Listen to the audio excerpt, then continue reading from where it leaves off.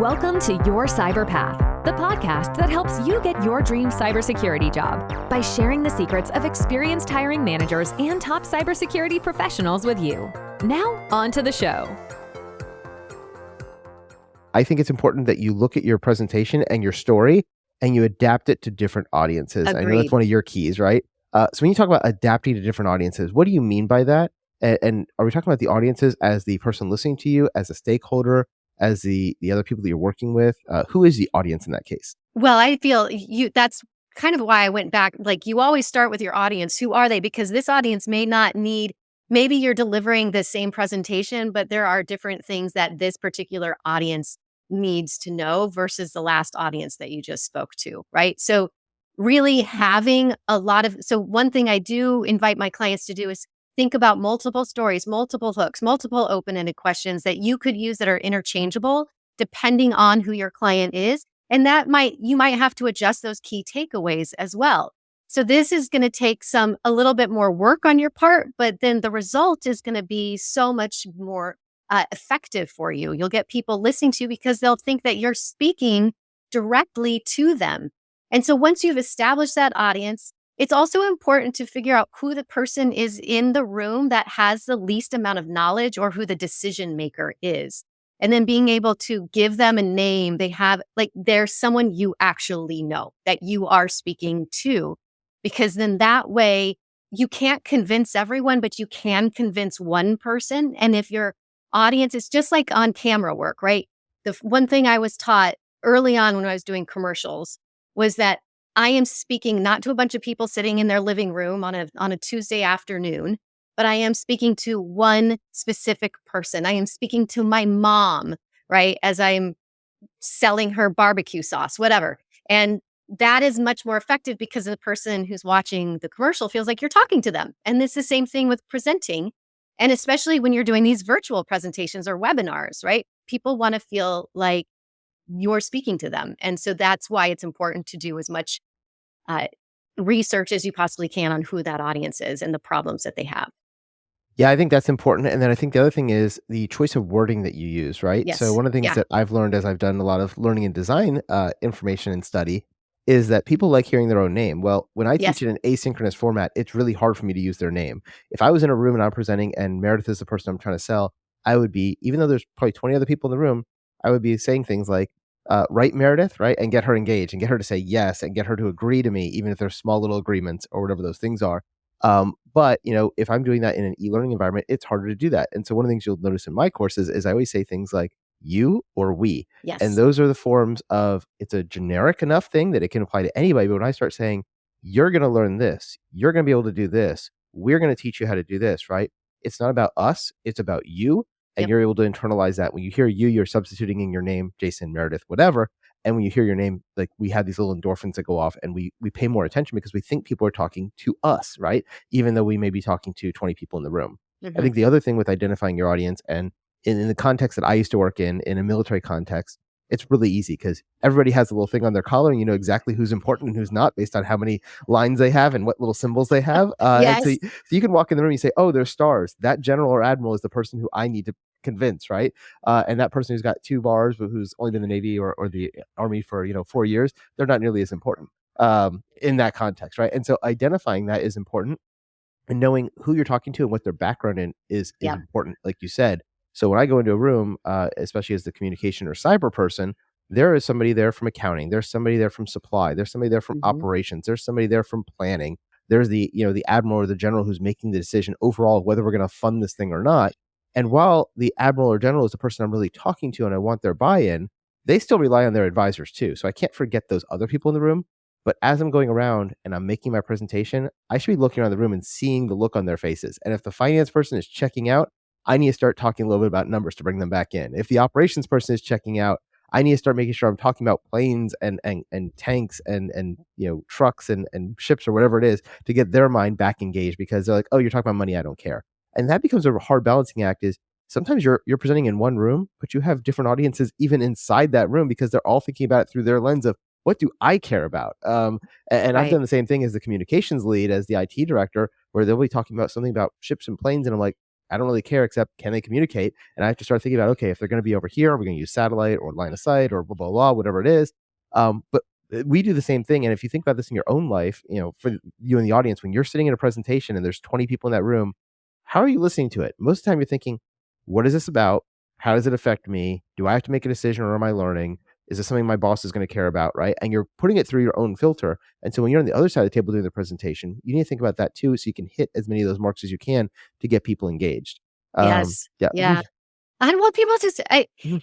and I think that's why story is so effective, because and when you tell story, I'm also going to just share that what I have noticed as well is that people will tell stories or their idea of what they think a story is, but oftentimes they're very generalized. Yeah. So I went to the store for milk is very different than I live in New York City, in Washington Heights, and there's this little market that I like to go to on 181.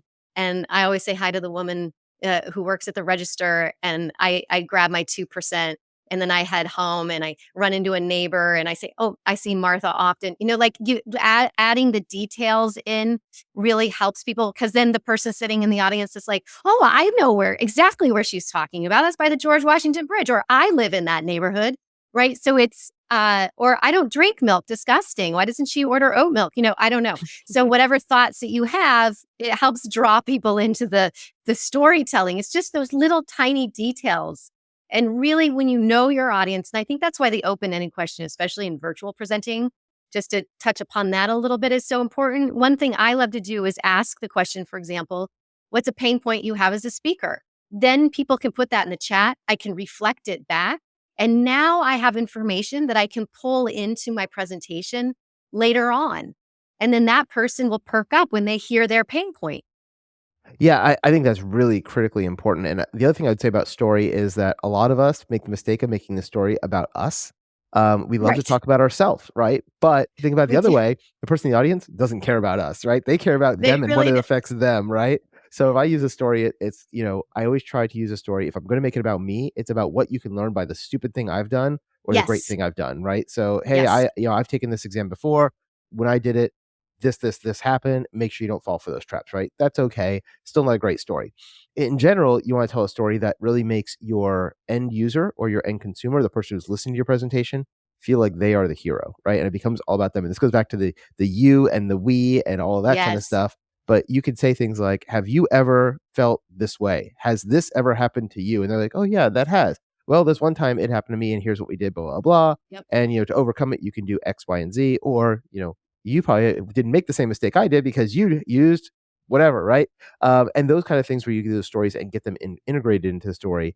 It's meeting your audience where they are. It's getting them engaging. It's Mm-hmm. getting them to participate. And all of those things are going to help them listen to your story and pay attention. And if you can use some comedy, that usually helps, because sometimes we get Yes. A bored little in an humor goes a 8-hour long meeting, way. right? So humor is great. I know I used to see people put up like memes of things and icebreakers and all that kind of stuff, and even interlacing throughout your presentation. I think that's okay. Again, it depends on your audience. It depends on what Yeah. impression you're trying to make. If you're Yep. talking about, surgery, you don't want to be cracking jokes. But in tech, there's a lot of things we can joke about, and that's okay to do. And a lot of times people are afraid to use comedy, and I found that to be pretty effective if you have a funny bone in you that you can use.